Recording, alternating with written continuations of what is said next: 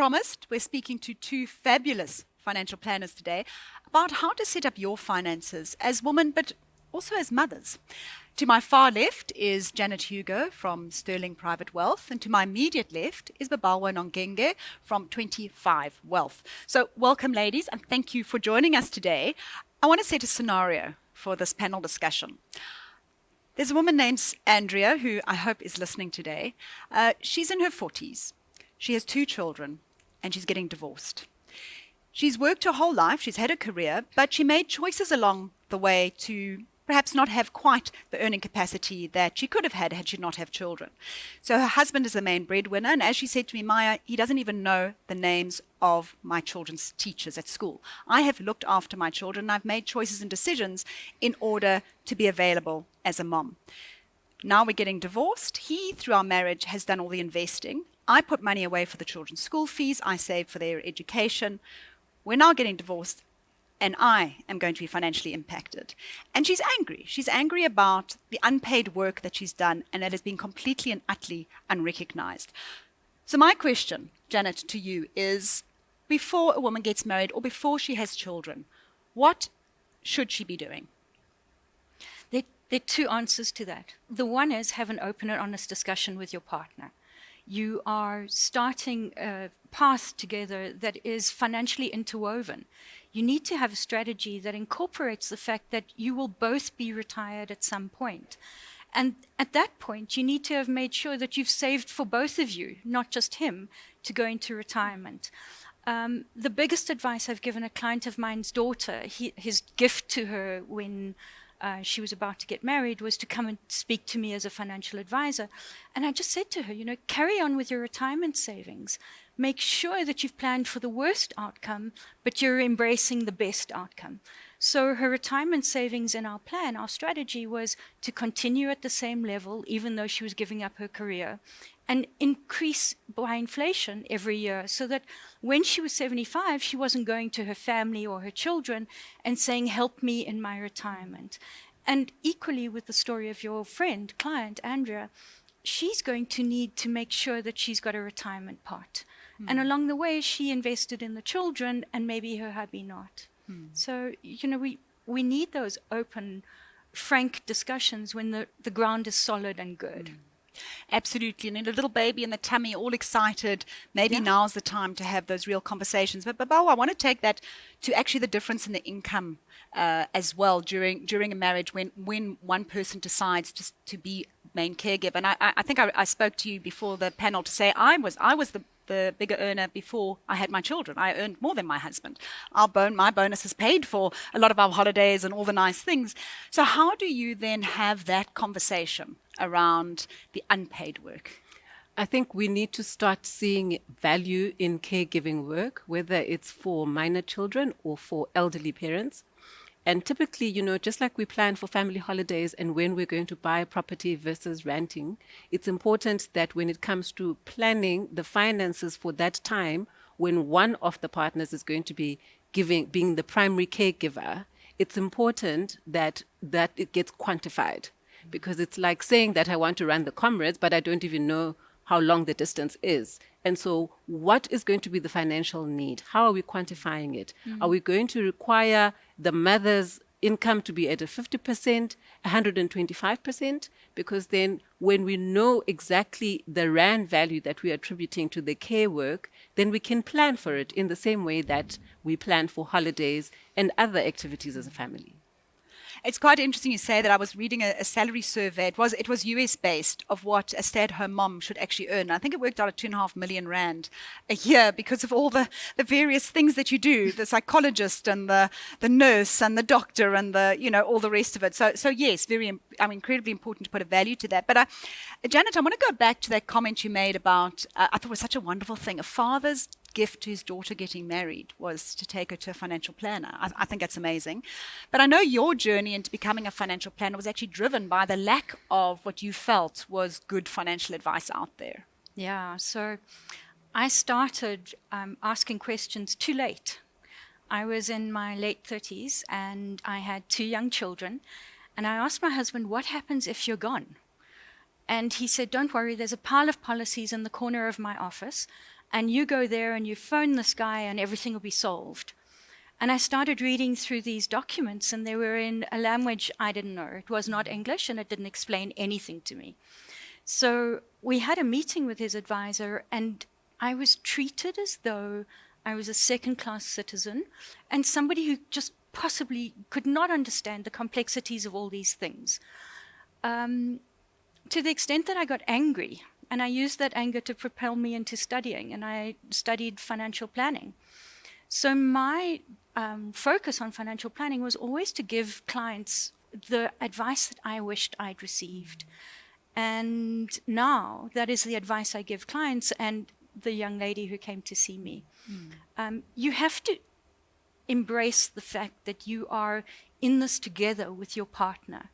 You can't just abscond from the responsibility that at one point in the future, you're going to need to eat the results of what you've put in financially. And taking responsibility is, at best, the most loving thing you can do with your partner. At worst, looking after yourself when you're alone. Absolutely. And Babalwa, you often comment on the sort of rich auntie persona. Wealthy auntie. Sorry, the wealthy auntie persona, and the expectations that come with that. So maybe firstly explain what you mean by the wealthy auntie persona, but also how a woman in that environment needs to find how to take care of her own finances, but also paying it forward to the next generation. It's probably just semantics, the use of wealthy versus rich, but I think it's a woman who recognizes that nobody's coming to save her. And she needs to, first of all, not deprioritize herself. Because I think when one becomes a mother, when one becomes kind of the hope and the aspiration of all the people around them, be it in their family or in their community, it's very, very easy to put yourself fourth or fifth in the list. So wealthy auntie knows that she remains top priority because her ability to make a difference to those who are around her depends on her being empowered with knowledge, and second of all, to know what she knows and what she doesn't know. You're talking about your client who was given as a wedding gift a financial planner. If finances are not your strong forte, it's not something to be ashamed of to get the help that you need, and to get the right expert to help you, because then you are able to better plan for all your goals, long-term and short-term.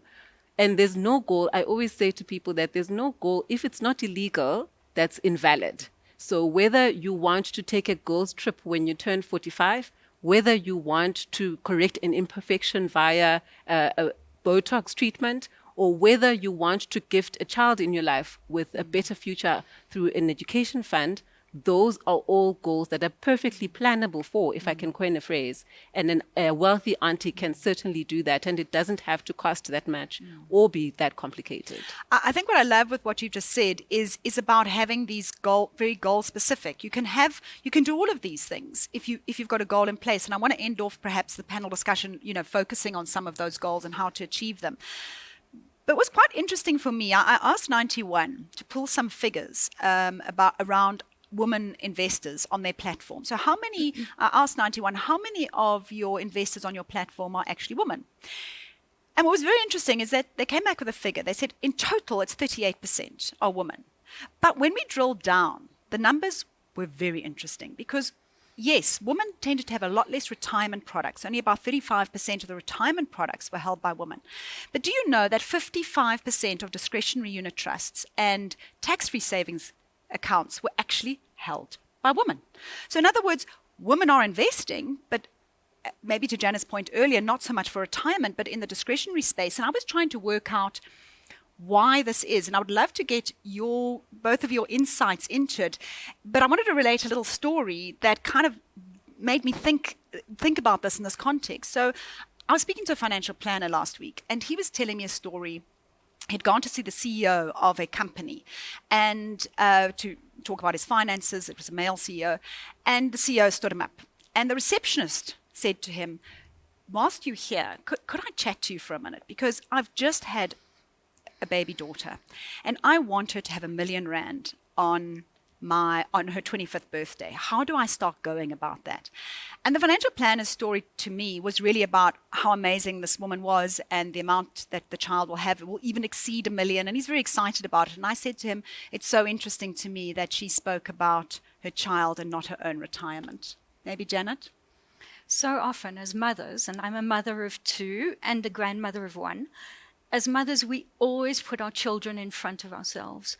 But I want people, women specifically, to think of themselves as that dependent 75-year-old who's probably going to outlive her husband. That's also somebody you need to be saving for. You need to be putting them first before the child. Otherwise, you're going to be going to that daughter of 25 and saying, it's so nice that I've given you this gift, but please will you look after me in my retirement years? And none of us want to put that on our children. Babalwa, do you have some sort of do you think does that resonate with you when you say, you know what, those numbers make sense to me, that women are not saving for retirement, but they're saving for other goals? I think those numbers might be a reflection of a gap in knowledge and a traditional perception maybe of deferring or putting on the responsibility of investment decisions to somebody else. And it's 2023. It's really not that difficult to find credible sources of knowledge. And I think I can generally say this with confidence that women are better shoppers than men. And so even when it comes to investing in the different types of investing, it's important to do that due diligence of shopping around to make sure that whatever you choose to invest in matches not only your goals, but what you can afford to put away right now. Talking about, Janet, you want to pop in? So passionate about that point. You're so right. Women are so good at making choices, researching and doing it well. But one of the things that I came across when I was querying why am I not getting the knowledge I need was a lot of financial planners were hiding the information, which is actually not rocket science. They were making it so much more complex than it is. It really is day-to-day simplicity. We were talking about it earlier that you can make an investment in Apple because you know that you use Apple every day. Brand names that you recognize should be something you invest in. It's not hard. Just take the baby steps and get a financial advisor who interprets the investment world, the environment, into your life. It's your life that you're building your future finances around. It's bespoke to you. It's going to be different for everyone. Yeah. Janet, I want to come back a little bit later to that exact question about finding the right financial plan, especially after your experience that you went through. But I want to go back a little bit as well to the kind of investment bias that we have as women, the fear of taking risk. And I want to relate another story. I have lots of stories to relate. And this one, I was speaking to a group of people who had all just started at a new company. And I said to them, how many of you cashed in your pension when changing jobs? And only 3 of them were brave enough to put their hands up, because I can assure you at least 90% of them had. And 2 were women and 1 was a man. So I asked them, I said to them each, what did you do with the money? And the one woman said, I took it as an emergency fund. I felt like I wanted to have an emergency fund. So fine, so she put it in cash. The other woman said, well, I cashed it in and bought a property because I understand property. And the man said, I cashed it in and bought alternative investments, like, crypto and that. And I thought, wow, that kind of just highlighted the risk association between men and women. But I think it's maybe important for us to also as women and I know you always say invest in what you understand, but the fact that all you understand is cash and that's the only thing you feel comfortable with, it's going to be a problem. I think there are great ways, great baskets of assets to put one's money to, and that is what sometimes we call diversification.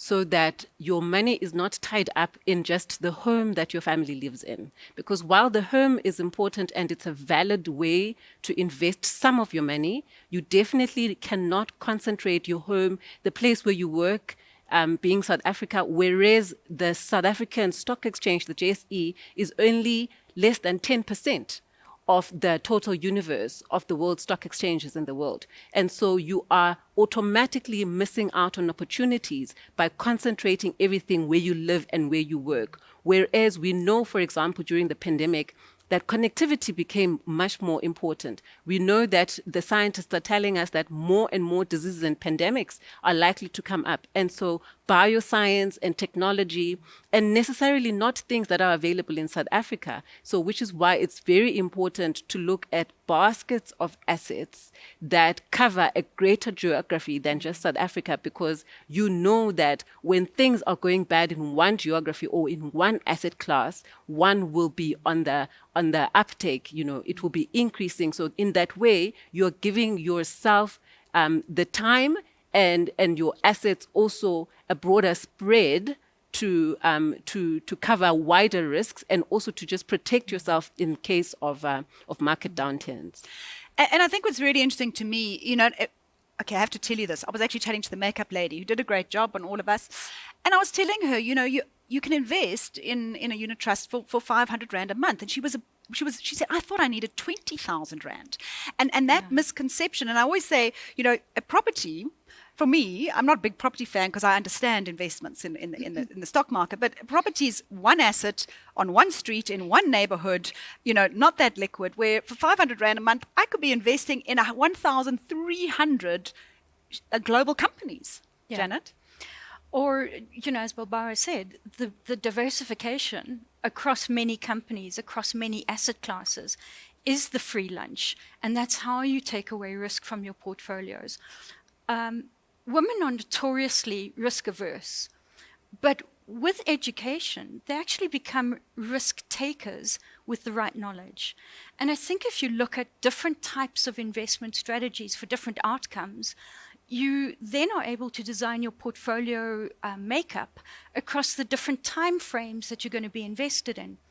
So is now a good time to look at the slide that we were talking about? Well, I think let's do the slide, because I wanted to also ask you about how do we find a good financial planner. But let's I want to give the viewers like a really practical ways of going about and investing. But before we do that, I do want to just ask this question about how do you find. You don't need to be the expert. You need to have knowledge, but you also can partner with a financial planner who can guide you along the way. But not all financial advisors are equal. But Balwa, how do you find a trusted financial advisor? What red flags should you be looking for? I think qualifications is a first green flag. That a financial planner or a financial advisor or your wealth manager should be somebody who is able to tell you exactly what their training comprises of. Secondly, their licensing should be displayed. Which regulatory body are they accountable to? So when you have a complaint, it's important to know where to go and report to. Their experience. Do they have experience, for example, in taxation? Do they have experience only in the South African market? Can they talk to you about alternative investments, such as crypto, which you mentioned earlier? Or is their experience more limited? Are they more of a legal than a financial advisor? And then I think we're very good also at word of mouth, because even though financial and wealth managers maybe don't have big advertisements, but people who have used good people, that's often a good indicator. And people who, you mentioned earlier, Janet, about the style of the wording of the documentations that you were. So a good wealth manager or financial planner should be somebody who is upfront about how much they're going to charge for their services. Are you going to be charged on a sliding scale based on the type of products you take with the person? Are you able to be charged, if you prefer, on a project basis? Are you able to be charged on a consultation basis per hour? And I know those things are very relatable, particularly in the medical and the legal fraternity, but that's how we have to start thinking in the financial and wealth management space as well. Janet, I actually want to throw that to you, because a lot of people say, I hear this a lot, I don't have enough money to have a financial advisor. Gosh, there's so many answers to that, so I'm going to pick one. The first is you are, because if you're not paying for the advice now, you'll pay for it later on. In bad performance, in bad investment decisions, or in not having enough investments to go forward. So the thing is to pay for the advice. And as Barbara says, figure out how you're going to pay for it. You're either going to pay for it as an hourly consultation fee, and you'll go away and self-service and do the investment strategies yourself, but you've been empowered to make an informed decision. A good financial advisor is going to take the complexities of tax, investments, your salary, your budget, and your family wealth, as well as the way you're married, and turn that into a very simple, step-by-step, this is how you go forth and invest. I think that all my clients are empowered enough to make the investment decisions themselves, but the one thing that they rely on me to do is to actually implement. And we were talking a little bit about this earlier, is that we often don't take that next step of implementation. And it's difficult. I have a financial advisor to implement for me because I will always be the last person to service myself. There will be 1,000 other things that need to be done first. But if you've got that debit order in place, if you've got that deduction from your salary already toward retirement planning, those are the things that you can use to counteract that bias that we have to look after everybody else, to put everybody else before us. And I know that there are many really financial advisors out there who are also prepared to kind of like not really charge for the service initially. If you're just taking out a tax-free savings account, you want some guidance, knowing that over time, as your assets develop, a relationship will develop. So I think you mustn't be scared to go and ask and get the answers. And always negotiate. Everything is negotiable. Everything's negotiable. There is nothing that is non-negotiable. You can go in and say, these are what my needs are. What package, just like you do with a banking product, for example, it's not every type of bank account that's suitable for anyone. So make sure that the advice you pay for and that you receive is perfectly customized to your needs. To end off with, I wanted to go back to what you and Janet are talking about, just to leave our viewers with some sort of sense about where do I start? How do I do all these roles as a mother, as a wife, as a person who's going to one day get old? How do I go about putting money and goals together? Janet, do you want to kick off? And we're going to put up a little chart, just give you some sort of idea of what... I have my glasses on. So we've briefly spoken about pots of money and investment goals along the way. And the way I explain it to my clients is if you need money in the bank next month or in 3 months' time to be the deposit on your property, that is going to be money in a very low-risk investment because you don't want to take any market risk with that. And on the left-hand side of your screen in the slide that we're showing you, you've got a money market investment, and then you've got an income fund, which is a slightly more risk-taking investment, but it's still interest rate-based. On the far side of your screen, you've got your retirement goals, you've got your long-term investment strategies. And funny enough, all of you have seen these risk profiles where on the left-hand side, you've got a low-risk investment strategy, and on the far right-hand side, you've got this high-risk investment strategy. And as women, we instantly go, I'm not a risk taker. I'm not the high-risk investment taker, and therefore I'm not going to place my money there. But really, that's where the market must work for you. Your money must be sweating and providing for your retirement. That must be the long-term investment strategy. The time invested in the market is what is going to smooth your risk profile along the way. So with the right advice and the right guidance from an advisor, you're going to have your right pots and your different pots of investment ready for you when you need that. And I love that. And I do love the fun pot, travel and beauty one. I think that's a really important one for every woman to have. Babawa, I mean, this really talks to what you were saying. I mean, there's no right or wrong. It's just making sure you've got all of those boxes ticked. All of the goals are valid. And anyone, almost anyone, from the lowest earner, without comparison, if you can only afford to put away 500 rands per month, the discipline in putting away that 500 rands every month is better than somebody that's waiting until they have 20,000 rands. Because time is on your side. The earlier you start, the more you've got leeway for the various market moves. So the discipline is a lot more important to ensure that all your goals are covered and you give yourself enough time to achieve your goals using well-diversified investment strategies. I love that message. The message is actually small amounts every month is better than one big lump sum. So please don't wait till you have the big lump sum. Just make small little investment decisions every single month and stay the course. So thank you to both Babalwa and Janet for joining us today and providing some great insights for us to implement our own plans going forward. And for those of you listening, I want you to also go out to the other women in your lives and help empower them. So coming up next, we're going to be hearing from acclaimed winemaker Andrea Milano, who will be sharing her personal journey. So thank you, ladies. Thank you.